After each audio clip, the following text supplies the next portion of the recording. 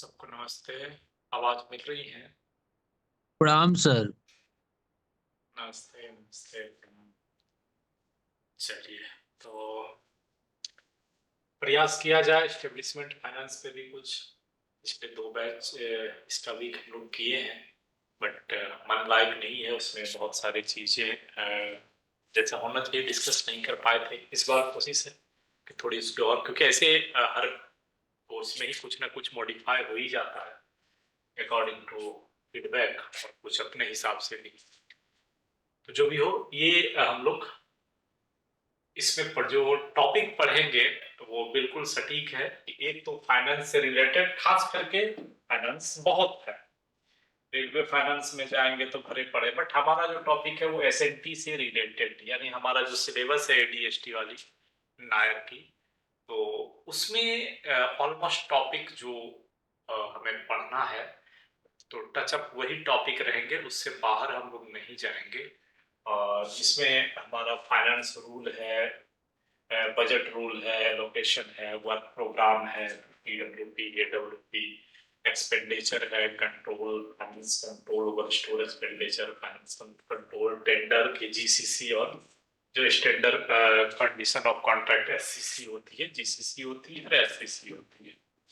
ठीक है। और कुछ SOP, delegation of power. Almost ये जितने टॉपिक हैं, अगर सवाल पलटिएगा तो एक आध से जो 10 सवाल रहते हैं फाइनेंस से, 10 नहीं 15 कहिए, टोटल 35 सवाल रहेगा। फाइनेंस प्लस एस्टेब्लिशमेंट से मिला के टोटल 35 क्वेश्चंस रहेंगे, जिससे मुझे 30 जवाब देना है। ओवरऑल अगर आप चेक करिएगा ना, पिछले जो 3-4 सीबीटी हुए, 30% के तो दो ही हुए, तो उसमें अगर आप देखेंगे तो ऑलमोस्ट 20 क्वेश्चंस हैं एस्टेब्लिशमेंट साइड से, और 15 क्वेश्चन है फाइनेंस साइड से, और 20 क्वेश्चन हैं एस्टेब्लिशमेंट साइड से, जिसमें इसको छोड़ के, इस महाशय को छोड़ के बाकी ये पूरा टॉपिक है।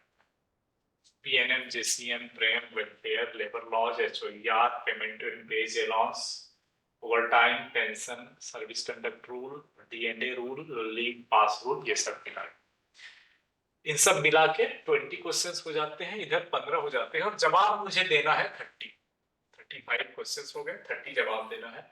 और ऑलमोस्ट इजी रहता है पिछले बार के, खास करके मुझे जहां तक फीलिंग हुई कि ये क्वेश्चंस इजी रहता है। इसके कंपेयर में मुझे टेली का भी ज्यादा गड़बड़ हो गई, क्योंकि उसके डाटा याद नहीं थे और वहां से मिस्टेक्स अधिक हो गए जो निगेटिव में लेके चला गया।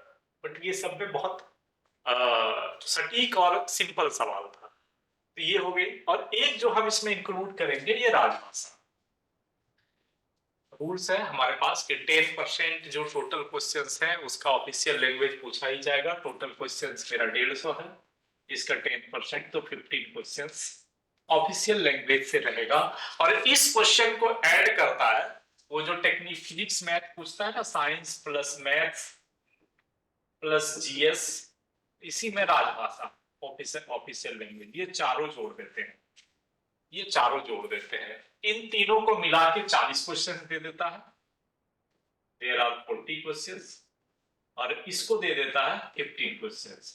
और ये 40 और 15 55 में आपको जवाब देना है 40, यानी 15 क्वेश्चंस हमारे पूरे के पूरे ऑप्शनल हो जाते हैं। तो मुझे जो समझ में आई यहाँ पे इजी क्या हो जाता है, ऑफिशियल लैंग्वेज मेरे लिए छोटा सा है, 8-10 पन्ने में पूरा ऑफिशियल लैंग्वेज खत्म हो जाता है। अगर उतना भी हम पढ़ लें तो इस 15 में से 13-14 क्वेश्चन तो पकड़ में आ जाते हैं, और वो फायदा दे देता है कि मेरा जीएस अब तो वो जमाना रहा नहीं बचपन जैसा रटने का।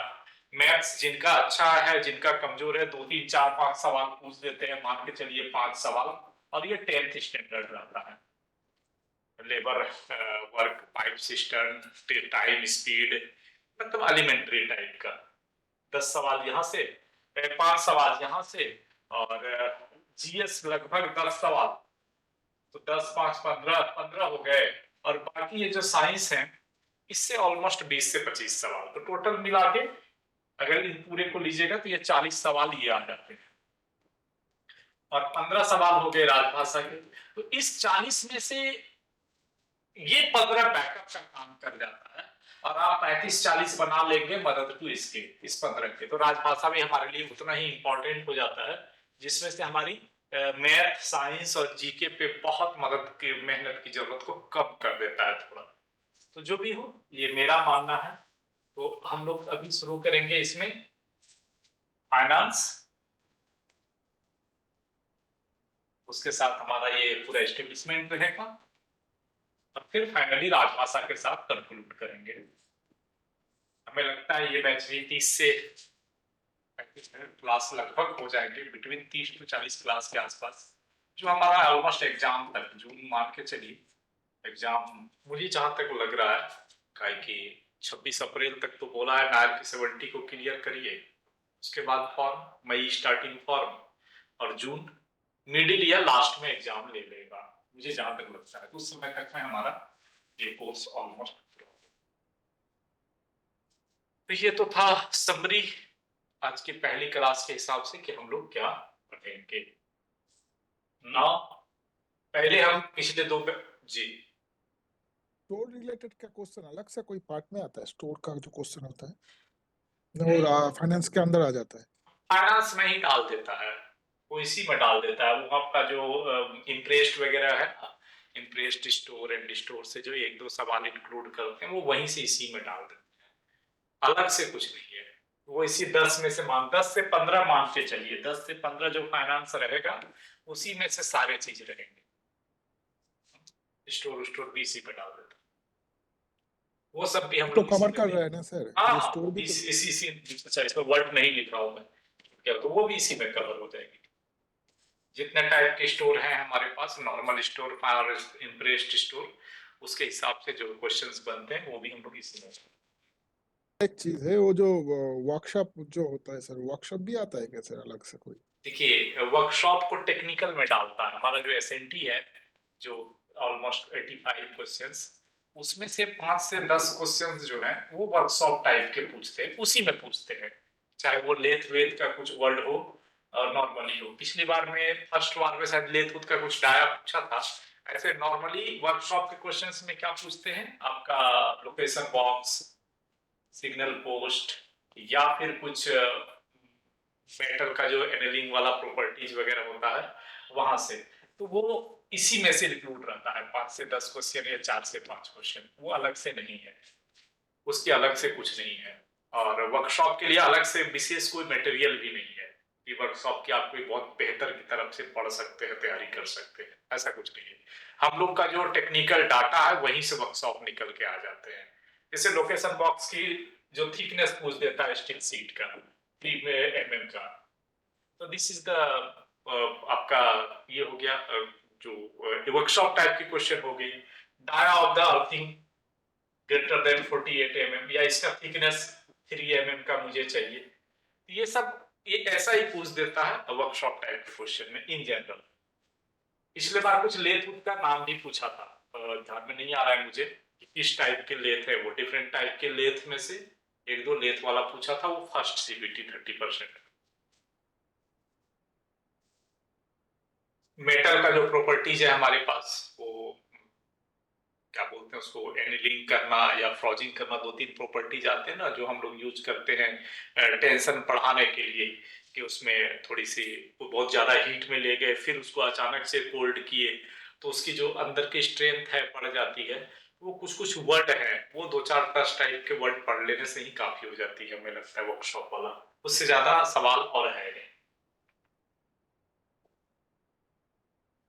और वो थैंक यू इसमें सर, नहीं रहेगा, हाँ वो इसमें नहीं रहेगा, वो रहेगा उसी 85 में, जो आपका 40 + 45 है वहीं पे रहेगा, इधर नहीं रहेगा।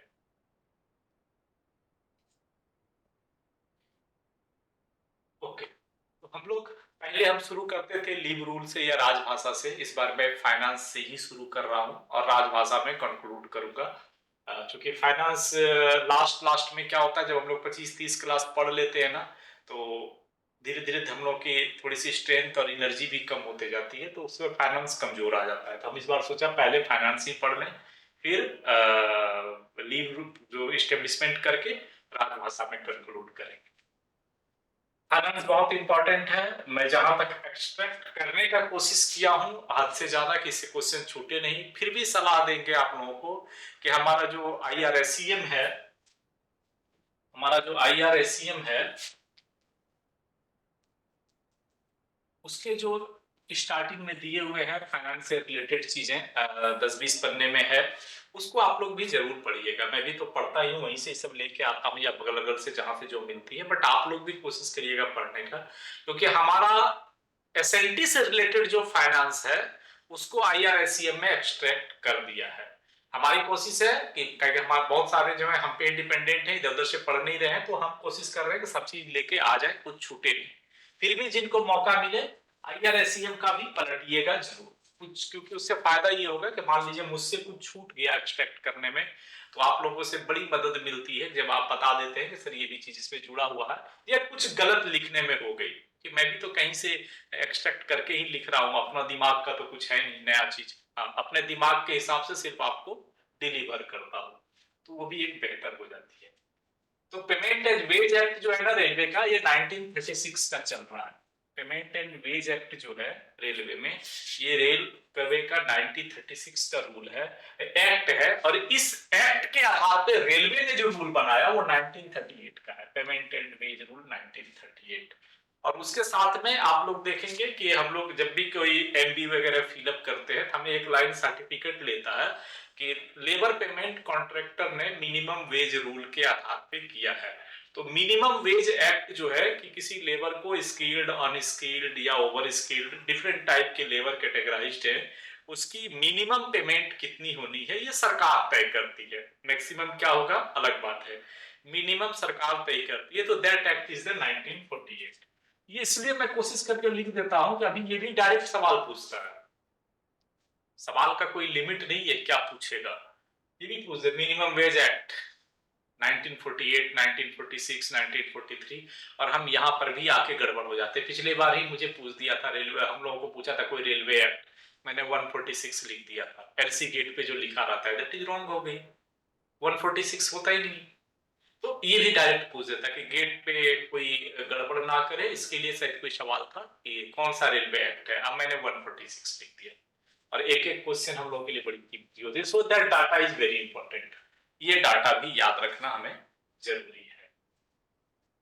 तो ये जो पेमेंट किसी के काम का, इसकी रिस्पॉन्सिबिलिटी किसकी होती है? First topic is the responsibility for payment of ways.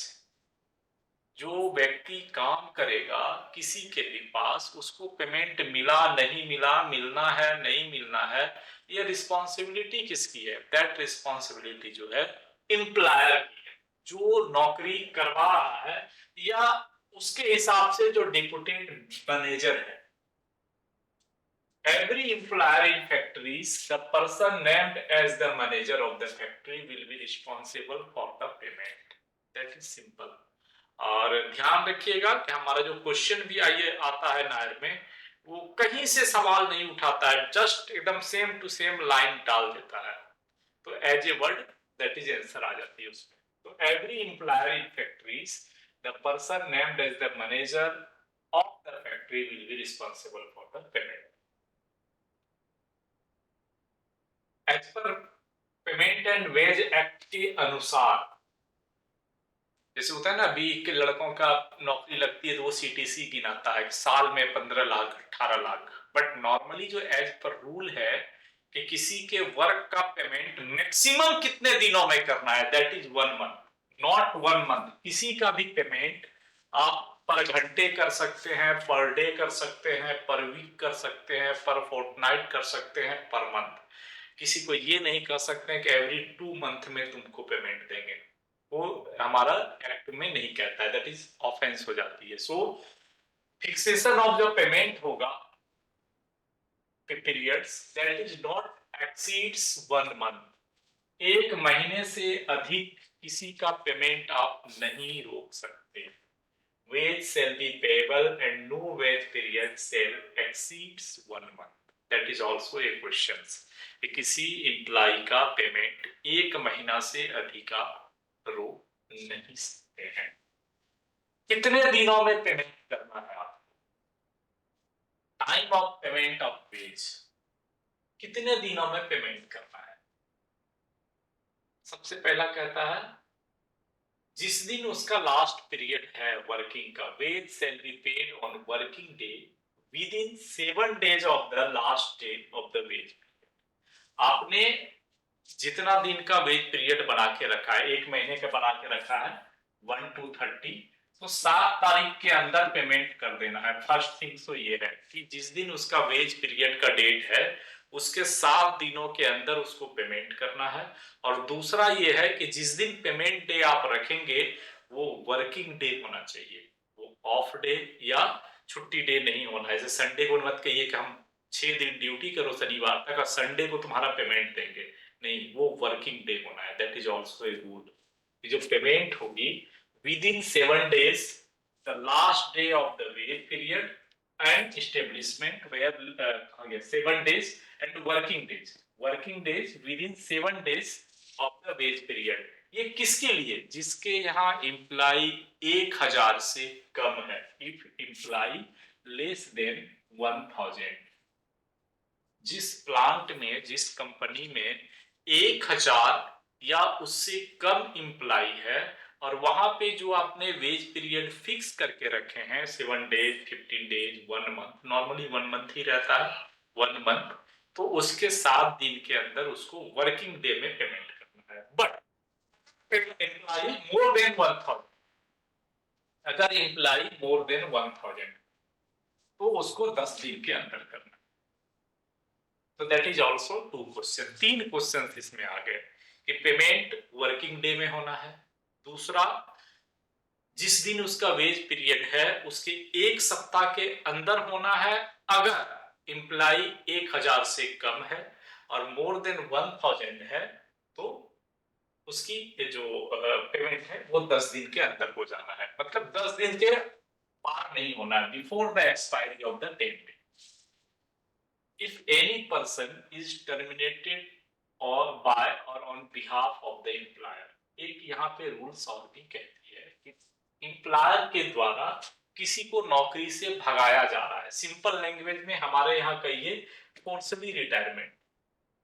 फोर्सली retirement जिसको दिया जाता है, फोर्सली वीआरएस के भैया तू घर जा, उसको ऐसे नहीं भगाना है, उसको पेमेंट देना है या दे के भगाना है। The ways earned by him shall be paid before the expiry of the second working day from the day on which his employment is terminated. एक सेकेंड,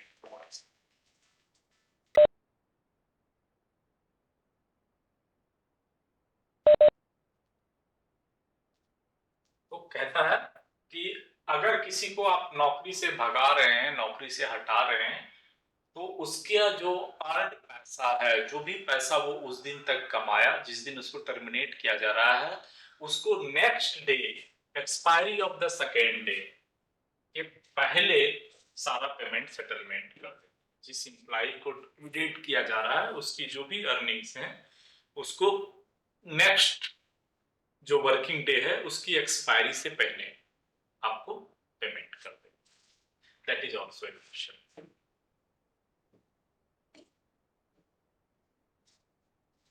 सर लास्ट पॉइंट समझ में नहीं आया सर। नहीं आया। लास्ट लाइन कहता है कि अगर कोई एम्प्लॉय को आप नौकरी से हटा रहे हैं तो जब उसको आप जिस दिन टर्मिनेट करिएगा, मान लीजिए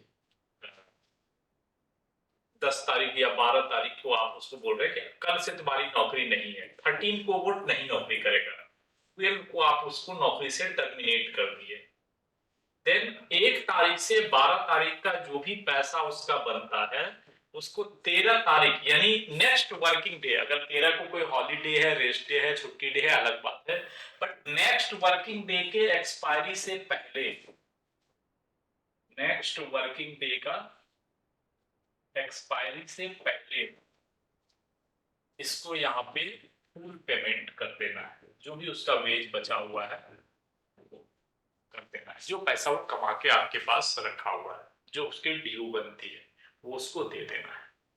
ये रूल्स कहता है इसमें। नहीं आ रहा सर यानी ओनली यहाँ पर सर ये वेज कहीं बात हो रहा है कि उसका जो भी उसको जमा है, जैसे लाइक नहीं, वेज की बात हो रही है, वेज की जो जो कमाया, बाकी अच्छा जो अच्छा आपकी जो ग्रेजुइटी और ये सब रहती है वो सेकंड अलग चीजें हैं, ठीक है। यहाँ पे सिर्फ wage, this is the wage rule, ये उसकी वेज की बात हो रही है जो उसने कमाया। Okay sir. ओके जी, तो वेज में ये 2-3 पॉइंट हमारे पास थे, that is for exam purpose. इसके अधिक और हम लोग के लिए वेज में बहुत कुछ नहीं है, that is the wage rule. ये 4-5 पॉइंट जो सवाल से पूछने लायक।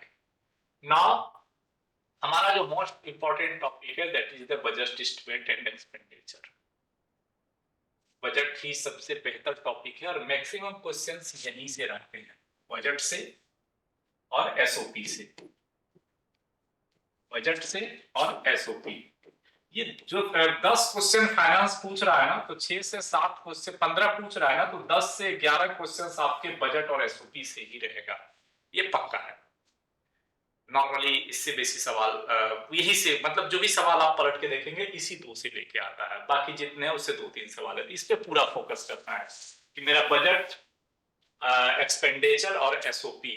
तो एक्सपेंडिचर भी नॉर्मली एसओपी में ही आ जाता है कि भैया किसके पास कितना पावर ऑफ डेलीगेशन है, कौन कितना पेमेंट खर्चा कराने की कैपेसिटी रखता है। अभी जो नई वाली रोल है एसओपी 2018, ऑलमोस्ट उसको फॉलो करना है हम लोगों को और उसके हिसाब से ही आंसर लिखे जाते हैं। तो बजट एस्टिमेट में बहुत सारे वर्ड हैं जो हम लोगों को सबसे पहले समझते हुए आगे पढ़ना है, क्योंकि देखिए इसमें याद रखने लायक बहुत कुछ नहीं है। अगर हमारा ब्रेन शार्प है और हमारे एक वर्ड को, टर्म को मेमोरी में रख लिए तो हमें लगता है कि ये बड़ा सिंपल है। मैं अगर अपना उदाहरण दूं तो इस पूरे में थोड़ी कॉन्फिडेंट भी हुई थी, कुछ जानबूझ के भी गलती हुआ, पूरे में 40 और प्लस 35 ये सब मिला के हमें लगता है कि 9 क्वेश्चंस रॉन्ग हुए थे। Establishment, finance, math, physics, science, जो भी ये सब मिला के, और मैक्सिमम गलतियां हमारी हो गई आईआरटीएम के डाटा, इसमें बहुत गलतियां हो गई। 40 क्वेश्चन थी, बताने में भी शर्म आता है, बहुत डाटा गलती हो गई। आईआरटीएम का डाटा मेरा बहुत मिस्टेक हो गया। इस बार थोड़ा कोशिश कर रहा हूँ कि आईआरटीएम का डाटा ज्यादा याद कर लें। तो अगर इस पे आपका वर्ल्ड का पकड़ है, जबकि समय भी इस पे बहुत कम लगता है, दिया भी था, मैंने भी कम दिया था, बट इससे आपकी क्वेश्चंस बिल्कुल सटीक निकल जाएगी और ये बैलेंस कर देता है उधर कुछ गलती हो रही है तो इसको थोड़ा सा ध्यान से रखना है। What is the budget estimate? Every organisation को चलाने के लिए पैसा की जरूरत है और पैसा आपको कहीं से मांगना है। जिससे भी पैसा मांगना है उसको आपको लेन देन का हिसाब देना पड़ेगा। जैसे फर्स्ट टाइम में आपको किसी ने 1 लाख रुपया दे दिया, बोला ठीक है 1 महीना तक घर चलाओ, अगले महीना फिर आप पैसा मांगने जाएंगे तो उस पूरे 1 महीने के 1 लाख रुपये का एक जो एज पर रूल या एज पर एसओपी पावर है, खर्च है, वो आपको दिखाना पड़ेगा और फिर बताना पड़ेगा कि इतना खर्च करने से हमारा इतना काम हुआ, ना इसको प्रोग्रेस करने के लिए मुझे इस बार 2 लाख रुपया चाहिए, और फिर इसको किस किस मद में खर्चा करेंगे, कहां कहां खर्चा करेंगे, जिसको हम लोग पिंक बुक बोलते हैं। हर एक जोनल जो है पैसा मांगती है पिंक बुक के थ्रू, हम कितना खर्चा करेंगे वो आगे हम पढ़ेंगे। तो इसी के प्रोसेस, ये जो पूरा प्रोसेस है बजट एस्टिमेट की, जो प्रोसेस है शुरू कहां से होती है? एक्सपेंडिचर यूनिट से। Who is the expenditure unit? Division, workshop, जो भी लेवल है यहां से शुरू होती है। तो प्रायोरिटी भी दिया गया है कि जो भी बजट एस्टिमेट बनाइएगा उसकी स्टार्टिंग यहीं से हो, डिवीजन वर्कशॉप से ही हो, जो एक्सपेंडिंग यूनिट हो वहां से हो, और ये चला जाए higher railway board to parliament और वोटेड और थ्रू प्रेसिडेंट और चार्ज। आपको पता होगा हमारे पास 2 टाइप के पैसे होते हैं, एक हम पार्लियामेंट से लेते हैं जो मुझे सैंक्शन करके पैसा मिलता है, बाय द वे इसको वोटेड बोलते हैं, जो हमें ग्रांट मिलती है वोटेड के फॉर्म में, वो पार्लियामेंट से मिलती है। और कभी कभी इमरजेंसी में जब पार्लियामेंट की सेशन नहीं चलनी है बट मुझे इमरजेंसी में पैसा चाहिए तो प्रेसिडेंट ऑफ इंडिया सैंक्शन करती है कंसोलिडेटेड फंड ऑफ इंडिया से। उस पैसा को हम चार्ज पैसा बोलते हैं। वो खर्चा वर्चा के बाद फिर सरकार का अपना टर्म है, लेन देन निपटा लेते हैं, बट हमें जो पैसा मिलता है उसको हम चार्ज बोलते हैं। तो ये दो टाइप का पैसा रेलवे बोर्ड को मिलती है। एक तो वोटेड पैसा मिलता है पार्लियामेंट से जो उसको सैंक्शन होती है, और एक मिलता है चार्ज जिसको हम ग्रांट के तौर पे बोलते हैं, वो चार्ज बोलते हैं, जो प्रेसिडेंट ऑफ इंडिया देती है कंसोलिडेटेड फंड से according to demand of the railway board. ठीक है, इमरजेंसी में उसको इमरजेंसी फंड बोलते हैं। तो what is the budget? Every railway administration has to prepare estimate of expenditure expected to be incurred by it in a year and submit them on prescribed dates. Well in advance of the beginning of that year to the railway board for obtaining the sanction of the parliament of the president. Such estimate are called budget estimate. अब इसमें बहुत सारे questions इसी sentence में आ जाते हैं, जिसको हम लोग आगे भी पार्ट वाइज करेंगे कि कब किसको पैसा के लिए डिमांड करना है। हमारे पास डिफरेंट टाइप ऑफ डिमांड्स हैं। डिमांड 2 to 15 फॉर वेरियस है, demand 16 only for infrastructure development को, जिसका हम लोग वर्क्स डिमांड बोलते हैं। इसकी फिर अलग अलग प्लान हेड्स होती है फॉर अलग अलग डिपार्टमेंट्स का, बट वर्क्स के लिए जितने आपके इंफ्रास्ट्रक्चर डेवलपमेंट के लिए प्लान है, जिसको हम वर्क्स डिमांड के अंदर में लेते हैं, that is only one single demand, is demand number 16। This is the demand 16। और 2 से 15 जो डिमांड है ये नॉर्मल डिमांड है, जिसको रिवेन्यू बोलते हैं। इसमें ऑफिस खर्चा है, चलाना है, रिवेन्यू से जुड़े हुए जितने सारे खर्चे हैं, वो सारे खर्चे को मेंटेनेंस में जो खर्चा है वो सब रिवेन्यू में आता है। तो वो आपका आ जाता है 2 से 15 डिमांड नंबर में। और वर्क्स है इंफ्रास्ट्रक्चर डेवलपमेंट वर्क, तो वर्क्स के लिए जो पैसा मांगना है वो डिमांड नंबर 16 में आता है। तो ये दोनों के मांगने की जो डेट की डेडलाइन फिक्स करके रखी है रेलवे बोर्ड ने कि भैया मुझे जो पैसा भेजोगे 1 दिसंबर तक 2 से 15 का डिमांड भेज देना है बाय द जोनल रेलवे, जिसको हम एडमिनिस्ट्रेशन बोलते हैं। रेलवे में एडमिनिस्ट्रेशन है zonal railway to railway board, और 23 दिसंबर तक भेज देना है demand 16 by the zonal railway to railway. तो एक क्वेश्चन यहां से ये क्रिएट हो जाती है, then on prescribed dates well in advance of the beginning of that year of the railway। और ये जो 1 दिसंबर 2023 को आप पैसा मांग रहे हैं, this is the financial year 2024-25 का है। यानी ये वर्क होते होते रेलवे बोर्ड 31 मार्च को भेजेगी, क्योंकि अभी 1 दिसंबर को डिमांड कर लिया, आगे हम पढ़ेंगे। तो इसमें क्या होती है ना कि 1 दिसंबर के बाद भी वेरिएशन की जरूरत पड़ती है, तो इसकी वेरिएशन चलते रहती है। और लास्ट वेरिएशन जो है 20 मार्च तक पहुंच जाना है रेलवे बोर्ड को, कि 31 मार्च को वो जो रेलवे बोर्ड प्रस्तुत करेगा सरकार के पास, उसके बाद उसमें कोई वेरिएशन नहीं होना है, कोई रीअप्रोप्रिएशन नहीं होना है। Reappropriation word is very important, इस पे भी एक सवाल तो पक्का पूछता है, आगे हम देखेंगे।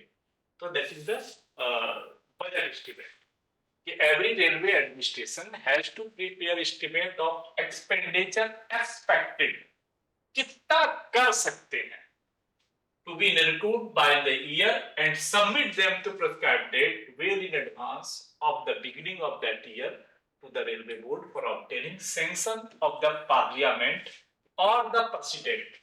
This sanction of the parliament is the voted, this president is the charged। That is also a question कि प्रेसिडेंट से जो पैसा मांगते हैं वो चार्ज्ड पैसा है, और पार्लियामेंट से जो मांगते हैं वो वोटेड पैसा है।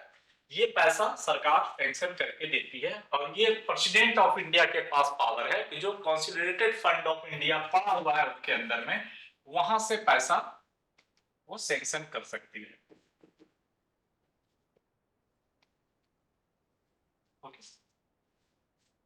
तो बजट एस्टिमेट का जो पहला टॉप पार्ट आता है, first step is the demand for grants. ये जो पैसा हम लेते हैं सरकार से, इसको ग्रांट्स बोलते हैं।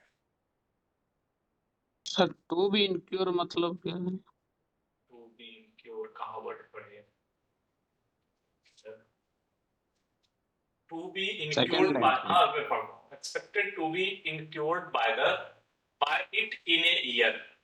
अच्छा, इंक्योर्ड वर्ड का मीनिंग है, उसमें टेक्निकल ऐसा ऐसा वर्ड घुसाता है ना, गूगल में भी नहीं मिलेगा। पूरा सेंटेंस का मतलब समझिए ना, एक वर्ड का पूछिएगा तो चलेगा।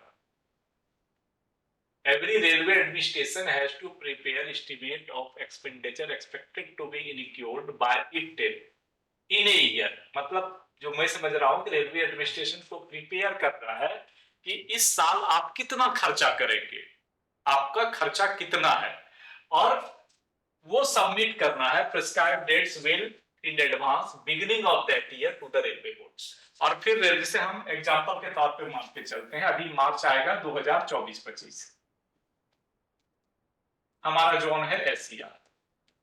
तो एससीआर में रेलवे बोर्ड को रिवेन्यू डिमांड के रूप में कि मुझे ऑफिस चलाने के लिए और रिवेन्यू के तर्ज पे जो खर्चा बचा है उसके लिए एक डिमांड भेज दिया होगा 1 दिसंबर तक, और उसके बाद जो पूरे एससीआर में इस 24-25 के समय में वो कितना वर्क्स में यानी इंफ्रास्ट्रक्चर डेवलपमेंट पे खर्चा करेगा, कितना खर्चा चाहिए, क्या क्या उनका प्लान है, या क्या क्या चीजें होना है, या जो वर्क गोइंग ऑन प्रोग्रेस में है उसको फिर प्रोग्रेस में रखने के लिए और कितना पैसा चाहिए, वो सब 23 दिसंबर तक भेज दिया होगा। तो दैट इज सेंटेंस का मतलब वही होगा, expected to be recurred by it in a year and submit them on prescribed date well in advance of the beginning of that year to the railway board for obtaining the sanction of parliament और proceeding. ठीक है, और इस एक word का meaning जो आप पूछ रहे हैं, तो सवाल आ गया तो पत्र देखना चाहिए, मैं देख लेता हूं।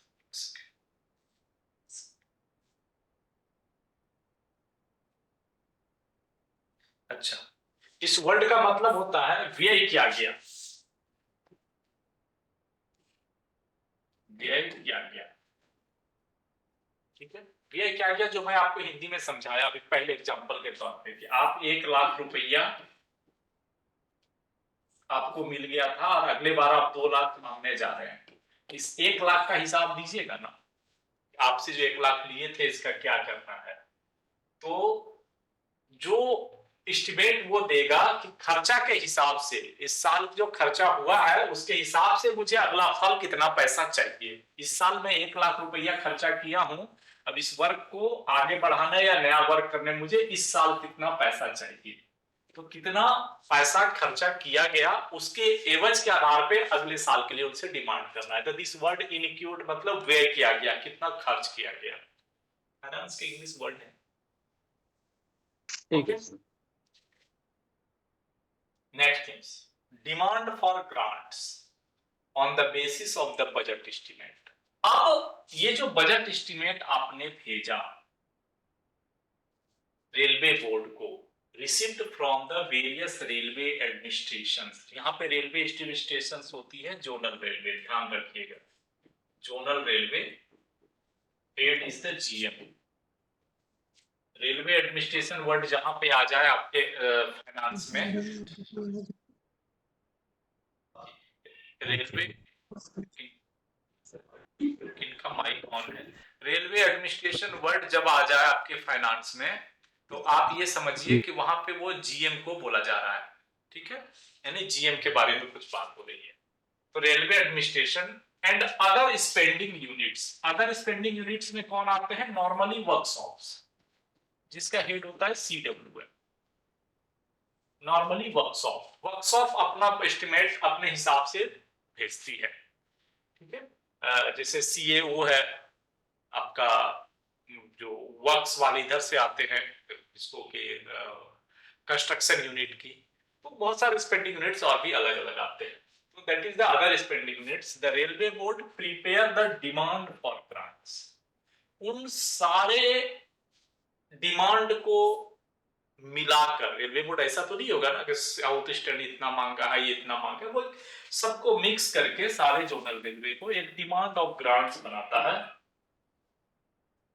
जो पार्लियामेंट को पेश करना है। तो वो जो बुकलेट है, बुक है, प्रिंटेड बुक होती है, वो जो सबको मिला के दिया गया, this is called demand for grants on the basis of the budget estimate, जो रेलवे बोर्ड्स को जोनल रेलवे से मिला है, कि हमने कितना खर्चा किया और मुझे ऑर्गेनाइजेशन को डेवलपमेंट में या चलाने में कितना पैसा चाहिए, उसके हिसाब से रेलवे बोर्ड क्या करेगी कि एक अपना डिमांड ऑफ ग्रांट बनाएगी बल्क में सबका लेके, और वो पार्लियामेंट अगर वोटेड चाहिए या फिर प्रेसिडेंट अगर चार्ज चाहिए, बोथ आर कॉल्ड ग्रांट्स।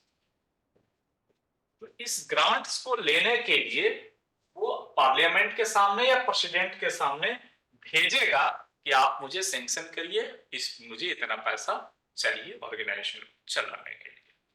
ठीक है, this is called demand for grants. It's also a question, क्या क्वेश्चन आएगी कि बजट एस्टिमेट किसने प्रिपेयर किया? Budget estimate is prepared by the administrative unit, यानी zonal railways and other spending unit. Demand of grants, who is the prepared? This is prepared by the railway board. तो यहां से आपके questions निकलते चले जाएंगे और पूछता भी यही है। हम लोग के रेगुलर वर्ड में है नहीं, रेगुलर चर्चा में है नहीं, और हम लोगों से मिस्टेक हो जाती है और एक क्वेश्चंस गलत हो जाते हैं। चार्ज जो देते हैं वो तो सर इमरजेंसी फंड है ना सर, हाँ, उसको उसी पहले को- कैसे पता चलेगा कि इमरजेंसी होने वाला है? हाँ, इमरजेंसी होने वाला ऐसे है कि मान लीजिए, अभी मैं बताऊंगा आगे, कि मान लीजिए आपके जोनल रेलवेज को, साउथ ईस्टर्न को 200 करोड़ मिला था, एग्जाम्पल के तौर पे 200 करोड़ मिला था। अब इसमें क्या है ना कि 200 करोड़ में अगर ये मार्च तक के लिए मिला था, ऐसे अगस्त रिव्यू वगैरह भी होती है, बट दिसंबर महीने में अचानक से साउथ ईस्टर्न में एक समुद्री तूफान आ गया, पूरा का पूरा कोस्टल एरिया की लाइनें 200 किलोमीटर की चली गई या 50 किलोमीटर डूब गया। अब उसको रिस्टोरेशन में 600 करोड़ का जरूरत है। ये पैसा कहां से आएगा? सरकार से पैसा लेने के दो ही तरीके हैं, या तो सांसद में पास करा के लीजिए बजट के समय, या नहीं तो प्रेसिडेंट देगी कंसोलिडेटेड फंड ऑफ इंडिया से। तो अब जो इमीडिएट रिस्टोरेशन के लिए पैसा चाहिए रेलवे बोर्ड को, कहां से आएगा? उस समय तो सांसद उसके लिए नहीं, फिर से सांसद सत्र बनेगा, हो सकता है वो फरवरी में होने वाला है, 1 महीना के लिए पैसा चाहिए। तो उस समय according to need railway board के डिमांड पे वो डिमांड ऑफ ग्रांट बना के भेजेगा प्रेसिडेंट ऑफ इंडिया के पास कि हमारे पास जो फंड मिला था वो इस वर्क के लिए नहीं है। अब उसमें से कुछ इनके पास रीअप्रोप्रिएशन के लिए आते हैं कि कुछ फंड को, बट क्या है ना, वो एक ही ग्रांट के अंदर में डिफरेंट सब हेड के बीच, ठीक है, आप रीअप्रोप्रिएशन कर सकते हैं, उसके पीछे भी कुछ पावर है, उससे बहुत बड़ा काम नहीं हो सकता है। तो फिर उस समय president of India consolidated fund of India से उनको अगर लगेगा कि 600 करोड़ जमीन है, 600 करोड़ फंड रिलीज करेगी एज ए चार्ज, वो ग्रांट में आएगा एज ए चार्ज, और ये पैसा फिर कंसोलिडेटेड फंड ऑफ इंडिया को रिटर्न हो जाती है। कब? जब वोटेड में ये चला जाता है, मतलब जब पार्लियामेंट्री कमेटी होगी, मतलब वो सांसद आएगा, उस टाइम में जब मीटिंग होगी, जो पैसा रिलीज हो गया रेलवे को, उसमें ये पैसा भी दिखाया जाएगा कि 600 करोड़ हमने प्रेसिडेंट ऑफ इंडिया से लिया था, और फिर वो पैसा कंसोलिडेटेड ऑफ इंडिया को रिटर्न हो जाता है और रेलवे बोर्ड को सैंक्शन हो जाती है बाय वोटेड के रूप में। लेकिन इमरजेंसी में काम करने के लिए वो चार्ज पैसा चाहिए, उसको बोलते हैं इमरजेंसी। इमरजेंसी कभी बोल के नहीं आती है, वो आ जाता है तब हड़बड़ी में पैसा चाहिए। सर मान लीजिए सर पार्लियामेंट में सेशन चल रहा है जी, उस समय सर मान लीजिए अचानक कुछ डिसास्टर हुआ, उस समय सर रेलवे क्या वोटेड से लेगा कि कंसोलिडेटेड फंड से लेगा? अब यहाँ पे दो चीजें आ जाती हैं। अभी मान लिया जाए कुछ ऐसा चीजें हुआ, आपकी डिमांड्स आ गई अचानक से, तो पार्लियामेंट को जो भी डॉक्यूमेंट आप भेजते हैं वो प्रिपेयर्ड डॉक्यूमेंट है। नॉर्मली एक फाइनेंशियल ईयर के लिए 31 मार्च तक वो डॉक्यूमेंट्स प्रिंटेड फॉर्म में प्रिपेयर हो जाती है कि मुझे कितना ग्रांट चाहिए, और उसके हिसाब से पार्लियामेंट में हो जाता है और ग्रांट के लिए उस सेशन का, उस फाइनेंशियल ईयर का। अभी सेशन चल रहा है, उसी समय अचानक से कुछ हो गया, तो टेक्निकल रूप से लिखा तो ऐसा नहीं है, मे बी देखने पढ़ने मिलेगा, बट टेक्निकल रूप से ये सोचिए कि अचानक से रेलवे बोर्ड कैसे कह देगा कि रिस्टोरेशन के लिए 1000 करोड़ चाहिए। उसको तो पहले बजट एस्टिमेट बनाना पड़ेगा, देखना पड़ेगा इसमें कितना पैसा चाहिए, फिर ग्रांट के दिए, तो तब तक वो सेशन तो ऐसा नहीं चलता रहेगा। तो मेरे ख्याल से उस समय भी उसको प्रेसिडेंट ऑफ इंडिया ही देगी कंसोलिडेटेड फंड से, जिसको अगर समय है तो फिर वोटेड फंड से रिटर्न हो सकता है, नहीं तो अगले मीटिंग में वोटेड फंड से रिटर्न होगा। इमरजेंसी फंड सांसद से नहीं मिलती है, इमरजेंसी फंड सदैव चार्ज फंड के रूप में मिलती है और वो प्रेसिडेंट ऑफ इंडिया सैंक्शन करती है, वो है ही इसी के लिए, इमरजेंसी के लिए इन जनरल। ठीक है, और बहुत डेप्थ में ऐसे हम भी नहीं गए, अगर कुछ वैसी चीजें होगी इन अंडर डेप्थ तो अलग बात है, बट इन जनरल जो इमरजेंसी फंड है वो प्रेसिडेंट ऑफ इंडिया देती है, और नॉर्मल फंड जो चलाने के लिए है हमारा वो पार्लियामेंट्री मीटिंग से आती है, यानी कि वोटेड से आती है। Okay okay sir. Sir voted कोई फंड है क्या सर, या नहीं, जैसे वर्ड कंसोलिडेटेड फंड है सर? नहीं, वोटेड वर्ड है, वोटेड वर्ड तो का सर मतलब जी। तो सर आखिर पार्लियामेंट से जो भी सैंक्शन होते हैं वो कौन से अकाउंट से होते हैं सर? आपके देश के पास जो खजाने में पैसा है, कौन सी, देखिए पैसा आपके पास दो, सर आपके आपके रेल इसमें जो है देश में दो टाइप के पैसे पड़े हैं, एक गवर्नमेंट ऑफ इंडिया के पास और एक पैसा प्रेसिडेंट ऑफ इंडिया के पास। दोनों का कस्टोडियन आरबीआई है, दोनों का जो पैसा रखने का कस्टोडियन है वो आरबीआई है। प्रेसिडेंट ऑफ इंडिया के कंसोलिडेटेड फंड ऑफ इंडिया में गवर्नमेंट ऑफ इंडिया ने एक बार डाल दिया है या बीच बीच में डालते रहता है देश के जरूरत के हिसाब से, कि भैया इसमें हम 10,000 करोड़ या 2 लाख करोड़ रख दिए, इसको कोई नहीं छू सकता है without permission of president of India. बाकी सरकार का रेवेन्यू आमद है जीएसटी से, रेल से, फलना चिलना से 5 लाख करोड़। अब इस 5 लाख करोड़ में ही सरकार जो है, जो पार्लियामेंट से पैसा डिस्ट्रीब्यूट करेगी सबको अलग अलग फंड में, जो हम लोग के बजट सत्र में मिलता है, तो वो पैसा बोलता है वोटेड पैसा है। ये पैसा जो बांटेगा इसको बोलता है वोटेड पैसा हुआ, और अगर यहां से पैसा देती है तो इसको बोलता है चार्ज पैसा, जहां तक मैं समझा हूं। जी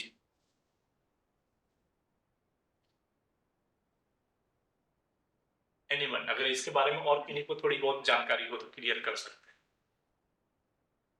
एक्चुअली सर ज़्यादा ध्यान में आ नहीं रहा है सर, अकाउंट का जी। जब कुछ लेक्चर कर रहे थे उस समय पता चला था कि दो तरह के फंड होते हैं मेरे पास।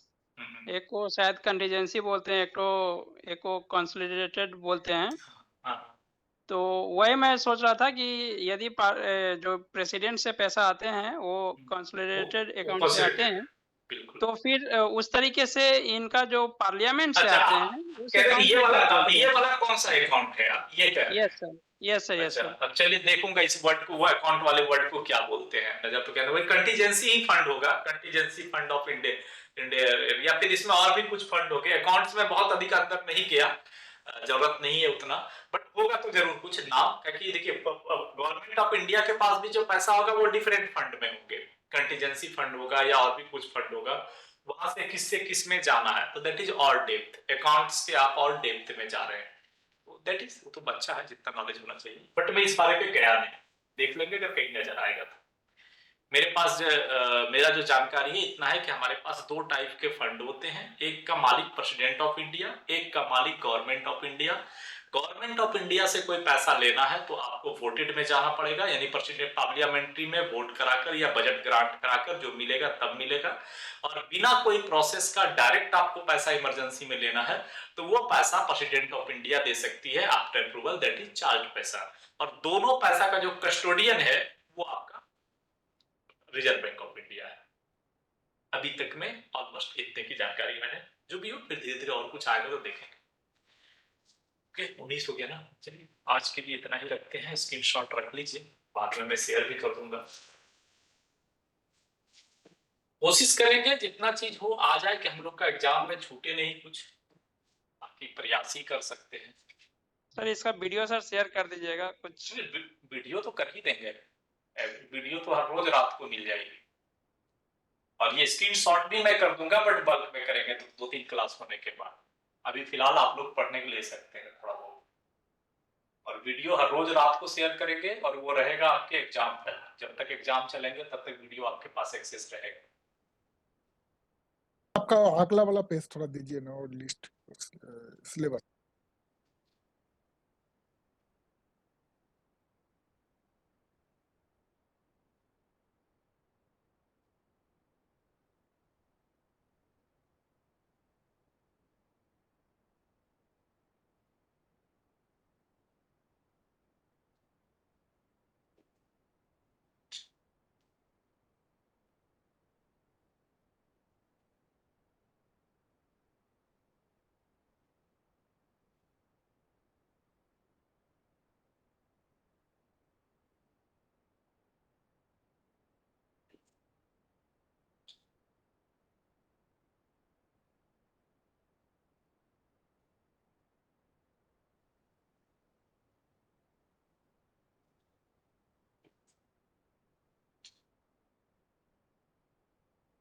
इसको अगला दिन करेंगे।